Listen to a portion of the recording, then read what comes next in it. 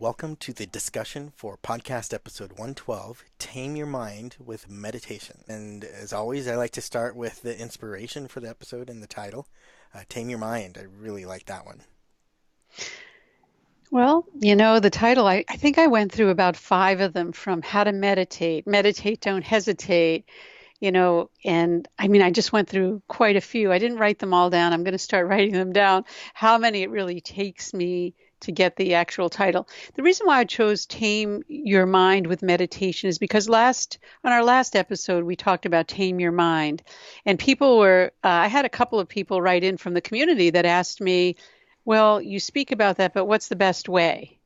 Because there's many ways we can work with the mind, but I found the most effective way was meditation.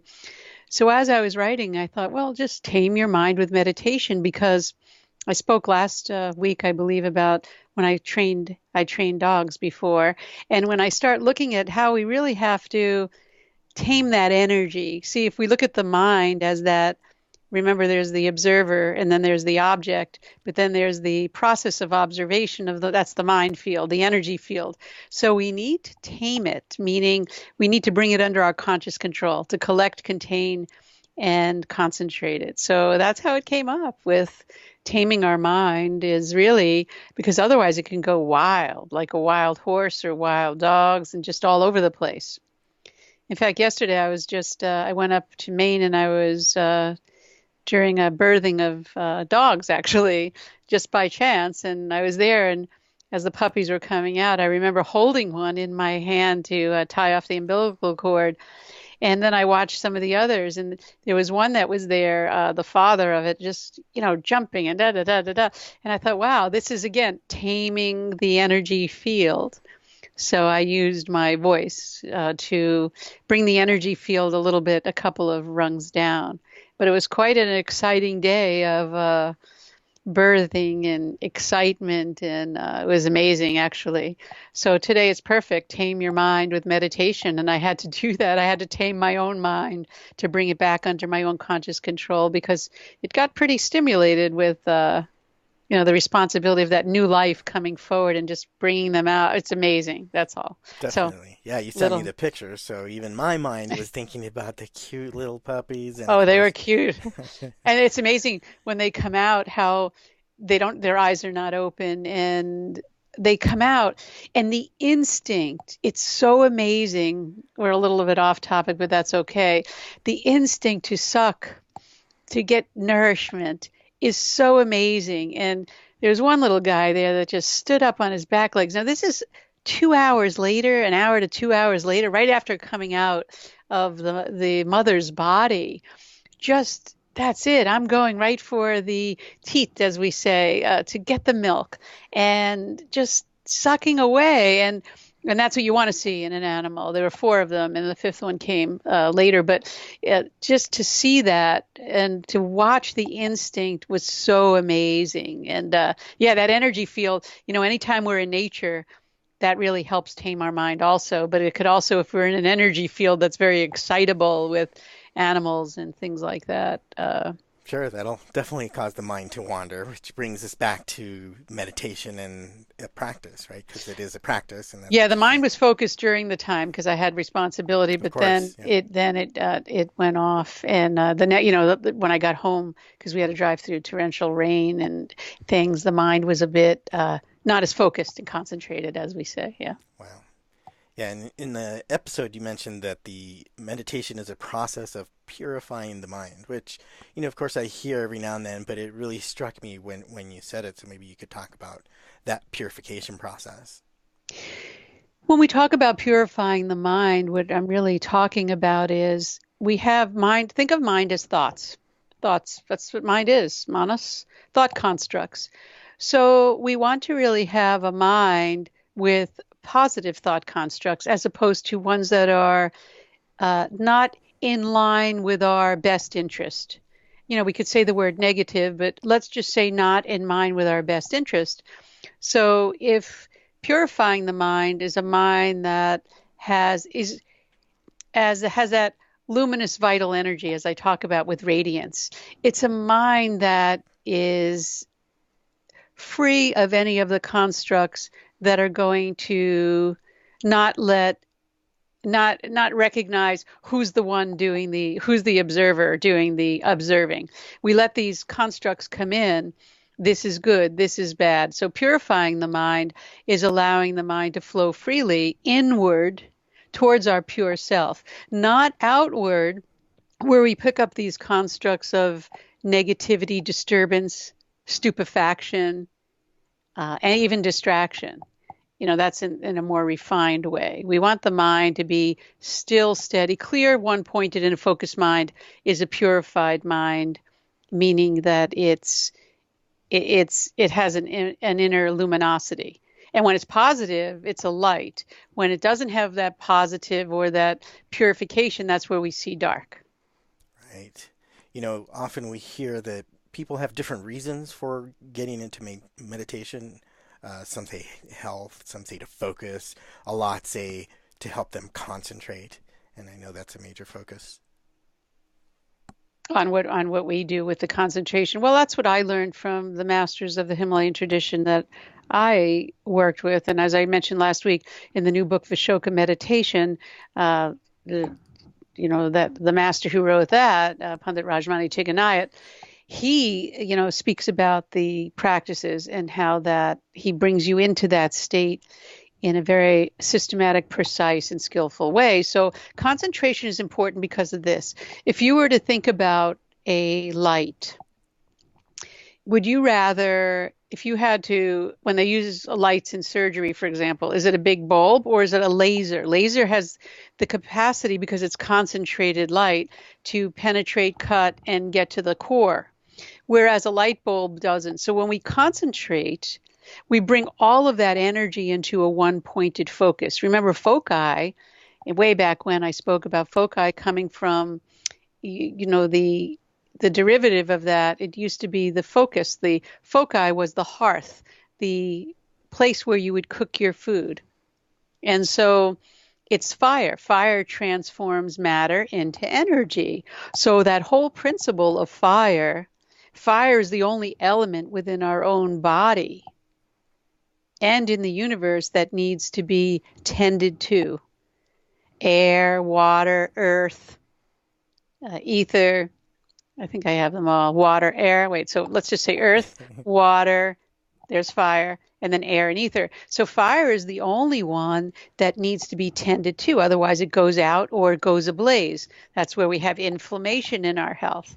Right. In And fact, that's I thought the next topic we could talk about, or the next podcast episode, was the Agni episode, which is one of my favorites. oh, But you like but that'll talking be for about next that. time. Yeah. Yeah, with fire. And so, yeah, fire is the major hub of our existence. It's the major hub. It's what brings will into action from a mental perspective, but it also from our food. It's that fire that we have in our gut, not inflammation. I remember when we did it, how many years ago we did the fire series. Oh yeah. Stoke the fire of the body, ignite the fire of the mind, and then awaken the fire of the soul. And that was really based on the tantric principles with the fire, the fire. But one of the students had said to me, "Well, I never came." We had quite an audience on those, and they were live events. And they said, "I never came because I have enough inflammation in my life." But focused, concentrated energy does not create inflammation. Inflammation is a result of fire that's gone all over the place. So fires are very important. So when we talk about concentration and concentrating the mind, we're taking that aspect and allowing the mind to be a laser beam as opposed to just a light bulb. And that's how we get things done. And everybody knows when their mind is focused, they're happy. And they've even done studies on that, because the mind becomes one pointed and we purify it more and more. And it allows us to have the freedom and fulfillment that we so desire in this life. Right. So likewise, also people recognize when their mind has a tendency to wander, and you say all the time that you have to have relaxation in order to have concentration. Yeah, we don't start out with people just saying, oh, go concentrate, because then you become frustrated, right? If you can't, I could talk about myself. Someone would say, well, just go sit and just concentrate. Wait a minute. my mind wants to, my mind, the nature of my mind is to be distracted, and some more than others. And I can tell you that my mind loves to wander and create. I love to be creative, but it has to be in a confined fashion. And I believe, I'm sorry, what did you say about, I went into the mind wandering. Ah. You were talking about, Well, you also say that, relaxation is required both mentally and oh, physically. okay. So, yeah, so we don't go teach the concentration right away. People want to go to that concentration, but unless you relax, meaning relax is to let go and loosen. But relaxation occurs on many, many levels. It's on the physical level as well as the spiritual level, down that whole, we go from the nervous system to the emotional body, to the mental body, to the actual spiritual level of relaxation. So we give exercises or practices to get all of that into a state of letting go. And then meditation spontaneously happens for you because the mind's able to go inward. Because if we have any tension anywhere along the line, what happens is the mind gets stuck. And we use, and I don't think I said this in the podcast, but well, I did in the very end, I believe, but we use the breath as the vehicle to bring that mind back into what I call, or Pandit Rajmani Tiganath had said, home base. We bring it back home, home into our own body. We can use our body, and I've used this in when we do the healing power of meditation or any of the yoga of mind medicine and healing seminars, where you bring it back because to heal is to really bring back and make yourself whole. That's Right, really where we want to go with it. right. And the next section, meditation isn't something that happens immediately, right? It's a practice. And a lot of people don't get that, or they don't want to put the work into it. We say it takes work and practice to get it done. And it's never done. It's an ongoing, meditation is ongoing. We don't become more spiritual, less spiritual, and it's a practice. And, we spoke about that. I told you we were getting I had gotten a few community questions on, well, what if I'm seeing colors whirling and I'm seeing this? And, although that's an awareness, but that's an awareness at the physical level of the mind. And in all those, remember I mentioned the elements, colors come from the air quality, the movement quality. It doesn't mean that you're more spiritual. You might have accessed a different, you access the different energy fields within the mind itself, but ultimately we want to go beyond all those distractions and go to a place where the mind is so still and focused. So all it tells me is you have to focus more. You have to focus more because when we focus more, you move beyond that and everything becomes the white, right? Everything becomes just to that clarity, to clearness. Sure. But Or, that's what, yeah. yeah, that's what the practice is. But it's not to judge it. The practice is calm, clear, steady mind. And we do that, as I mentioned, with breath, because breath is that link that brings in wherever the mind is, the breath is, wherever the breath is, the mind is. And it is, and we use the breath to maintain our body, right? Inspiration, expiration. So just by the breath will indicate where the mind is. So if you can even do this when you speak to someone on the phone. If the breath is choppy, that tells you that the mind is not settled and calm. And that's the real beauty about breath. Our breath can tell us exactly where our mind is. That's why when we sit down to do the practice, we really practice, let's steady the breath. Right. Because you can't practice meditation. Interesting, when we first started 15 years ago teaching, the teacher training, and I remember I had people come from some major popular programs, and I would say to them, try it, but I want to make sure I can give you something if you've already done a year-long program in certification in some of the major ones. And what's so interesting is I was surprised when people would come to me and say, "Wow, I never really learned breath." Only now, fast forward, other people, because the web exposes everything, that people are starting incorporating the breath that I learned from the teachers that I learned from in the tradition, that people are now incorporating it in their programs. But unless you have breath, no program could teach you anything because Breath is the key, the link, and even breath could bring you right into meditation. You don't need anything else that's fancy, nothing. And it's right within yourself. You have total access to your own tools. And Right. that's what we try to teach, that self-empowerment where you can really do what you need to do. And that's what we do in our teacher training. I had a call this week and I said, well, you don't need to be a teacher or you don't need to take training to be a teacher. It's helpful if you want to learn the science because that's what we do in the medical aspect of it. And, but, you already have the mixture within yourself to heal, nourish, transform your life. The key is, and what we do is we give people the tools so they could practice accessing that's already within themselves. And that's what I mean by practice. Right. I thought it was funny, not to get into a rant, but I thought it was funny when you mentioned the instant meditation devices. And we've talked about, since I'm an electronics engineer, I've made some of those interesting gadgets like photic stimulation or binaural beats. These things are Right. designed to entrain the mind into these frequencies. And they do work. They do. Entrainment is a thing that happens, but it's not meditation. It's entrainment of these frequencies. But it's also not sustainable. Right. And, it's not sustainable. It works. I tried it once because I had to sample it because I've had so many questions. And I tried it and I found myself, here's a key. My brain might have been wherever they said my brain was going to be, but I was so irritable and irritated from that sound because my nervous system wasn't tamed and it wasn't trained. You see, the nervous system needs to be conditioned. No Right. one says that. I mean, I learned that in the tradition that I came from, but if the nervous system is not conditioned properly in a sequential, systematic, and precise, skillful way, it's going to create disturbance in the mind itself. So again, in Western, we put things on our head. We're going to entrain it, but what's the rest of it? We don't.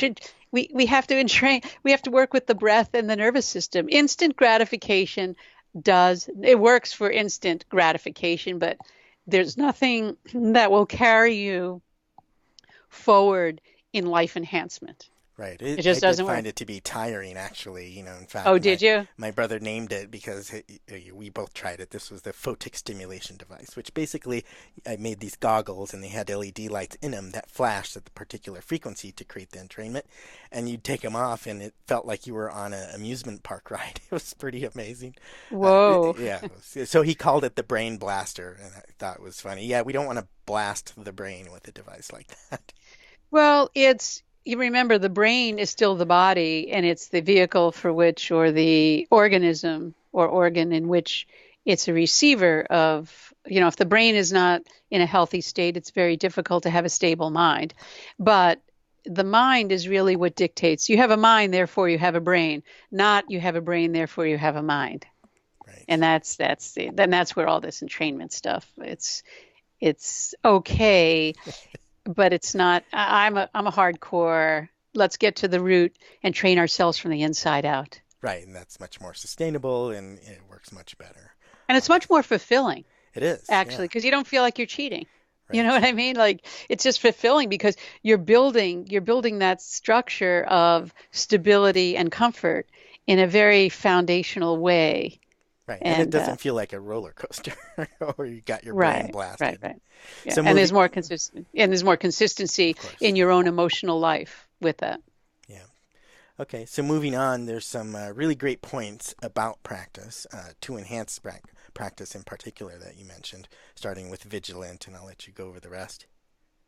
Okay, I put out some points to be in practice, and one was to be vigilant, meaning we don't want to be careless about what we're doing. We want to have the space set up. And when I do teaching, I'm going to start another teaching live webinars, I believe in February or March with nurse.com again. And all are welcome, of course, listening to this. You don't have to be a nurse. You could be in any profession. But be vigilant when it comes to practice. What I teach is what I learned again. If you have a setup and you have that same room, same place where you sit, your mind then becomes very focused much easier. You just go to that space and you automatically start coming. You could sit down and you automatically go into a meditative state. rather than setting up again and doing whatever we need to do. And I always tell people don't expect immediate results. It took me 40 years to start enjoying it. Okay, that's a slow student, maybe 35 years, but that's being a very slow student. I was a very serious student, but extremely slow because I was very distracted. So don't let your progress get sidetracked by, wow, I'm seeing colors, I've heard sounds. I remember once going to my teacher and saying, and I was sincere. I said, what's wrong? All these people are seeing things, doing things, having these experiencing. He says, I don't experience anything. And he said, that's good. That's good. Stick with it. And so only now do I see, now that I'm on the side of teaching 40 some years later, and I don't even teach meditation. Let's settle that right here.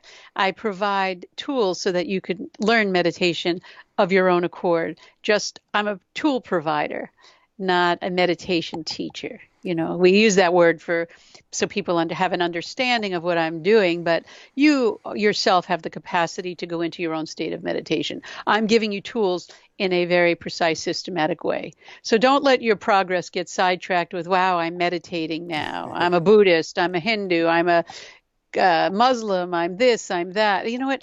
Let go of all of that and just use it as a place to go inward and find out who you really are and not the label.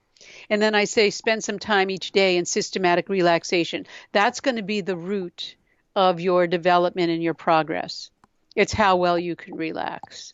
And maybe that's why I've never enjoyed the practice of meditation and look forward to it, because it took me that long to learn how to relax, to really let going of thought constructs, especially if you come from an intellectual background, where I went through, a lot of training.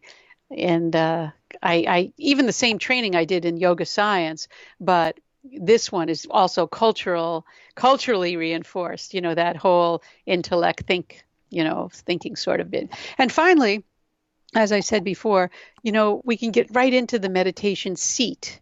We get into our seat. Once you have that foundation, the seat is the foundation and the most important establishment to get into the practice itself. Because if you have a seat that's stable, steady, and comfortable, then the mind doesn't have to be feeling discomfort.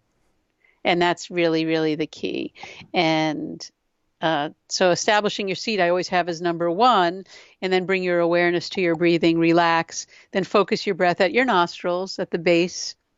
And then we learn on moving that energy just by watching the breath from the base of the nostrils to the eyebrows, back and forth, and then you can move it up a little bit. It automatically does that. And then we learn to concentrate here, expanding to the shell of light that surrounds us automatically. Right. And I always, as I said, I usually just sometimes to give people an experience, I'll just start with the breath, because establishing the seat is a class in and of itself. And we do that on our online training. We really talk about that and give those videos for demonstration, because that's the key. You can't be slumping. You have to be sitting with your head, neck, and trunk aligned. And why? Because you need to have your nervous system. Again, we're training the nervous system here, back to what we talked about. We're training that nervous system to become strong, steady, and being able to withhold the electricity, right? The electricity of our own mechanism in our own body. And that's why when we put those earphones on and start these entrainment, the nervous system can't handle it. And nor does it want to, because it's an artificial delivery as opposed to natural formation or a natural delivery with the vibration of the breath. And the vibration of the breath is the key. Right. And for those folks that are watching us on YouTube, you do actually go through the practice in the podcast itself. So if you want to go through it in more detail, go ahead and listen to the podcast there. Yeah, I did put one in this podcast, but I do tell you, please, if you're going to listen to it, do not drive. do not be walking. And No, I've had people say when they listen, I've had students that want to, when we have a community from our teachers and or teachers in training, and every month I give a community conference call as part of the program, as part of the package of the training. And I always say, please, because sometimes they're coming home from work. And I say, no, no, pull over. Do not, if I'm going to give an experiential practice, please don't do anything on the road. It's enough with texting. Now we'll have people meditating. Perhaps it'll happen when there's an elect. What is the Yeah, cars the that are going to drive self-driving cars. I actually self? ordered one of the new Teslas, so I'll be meditating. The car will be driving, which will be nice. But yeah, no, I always laugh when I listen to podcasts and they're doing practices like that, or even products like shampoos that tell you not to ingest it, that kind of thing. It's a little bit common sense. Sometimes we get too focused or entrained on what the voice is telling us to do, and we forget that we're driving and we need to pay Yeah, attention. yeah. Even breath, just working with the breath. You have to be very, very careful because this is a topic for another day, but our nostrils really, I always call it our GPS. This whole area right here is our internal GPS. And feeling good matters, I bring that up. And I think it's towards chapter seven, maybe seven, eight, maybe eight, nine, or 10. But anyway, it talks about our internal GPS, and this whole area right here controls your nervous system, your whole entire nervous system. And that's why, as a yogi, we work with just this area right in here. When we're talking about meditation and its practices, we work with the whole body. And, in my new program coming out with Return to Radiance, I spend more time on the foundation principle of that to then bring us up here. It's harder to work up here if our gut is not operating on both the physical and the ethereal way it needs to be. That's our fire, by the way. So, yes, we teach people how to do that. We give them the tools so that it'll unfold for themselves. Right. One of the other things you talked about during the practice is the breathing and the one-to-one breathing, or even two-to-one breathing, which is interesting. For another topic, I think we'll bring that up in the Q&A because folks in the community have been asking about different breathing techniques and the timings, how many seconds breathing in and out and that kind of thing. Oh, that's important. We should let's just jot them down and then we'll do a whole Q&A for everyone who's interested. Coming up next, I think. Okay, that'll be great. So to bring it back then, the key takeaway, and I like the whole home base thing, so maybe you could talk about that. Meditation is key.